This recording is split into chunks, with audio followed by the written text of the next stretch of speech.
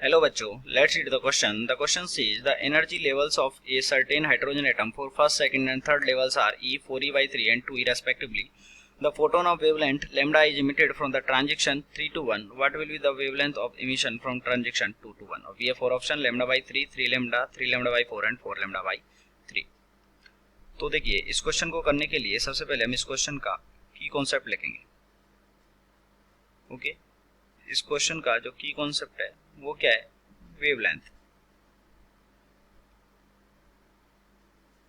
Okay, wavelength and energy, ये इस question का की कॉन्सेप्ट है.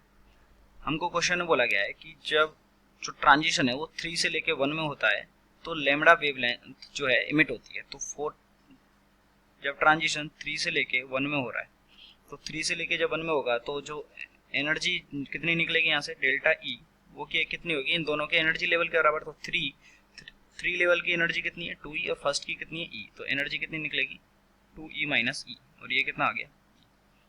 और e के लिए जो वैल्यू होती है वो क्वेश्चन में हमको कितनी दे रखी है लैम्बडा वेवलेंथ की.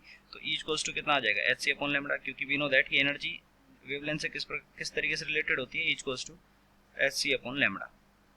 तो इसमें हमको लैम्बडा वेवलेंथ दे रखा है तो इसको हम इक्वेशन नंबर 1 बोल देते हैं. हमको बोला गया है कि जो ट्रांजिशन हो रहा है 2 से 2 टू 1 में, 2 से लेके 1 में ट्रांजिशन हो रहा है, यानी कि जो 4 2 टू 1, इस ट्रांजिशन के लिए जो डेल्टा ई है वो कितनी निकलेगी. दो की एनर्जी कितनी है 4e by 3, 4e by 3 minus एक की एनर्जी कितनी है e, तो ये कितना आ गया यहाँ से e बाई 3.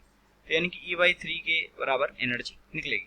e बाई 3 के बराबर जब एनर्जी निकलेगी यहाँ से, तो e बाई 3 की यहाँ पे एनर्जी देखिए, तो जो वेवलेंथ है वो कितना हो जाएगा इसका.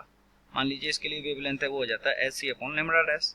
तो e बाई 3 ई बाई जो मान लीजिए इसके लिए जो वेवलेंथ है वो लैम्बडा डैश है, तो ई बाई 3 ई की वैल्यू हम यहाँ पे पुट कर सकते हैं. तो कितना आ जाएगा h c upon 3 into lambda, it is equals to h c upon lambda dash. H c से एच सी कैंसिल, यानी कि जो लैम्बडा डैश है वो कितना निकलेगा 3 टाइम्स ऑफ लैम्बडा. और वैसे भी आप देख सकते हैं जो एनर्जी है it is inversely proportional to lambda है.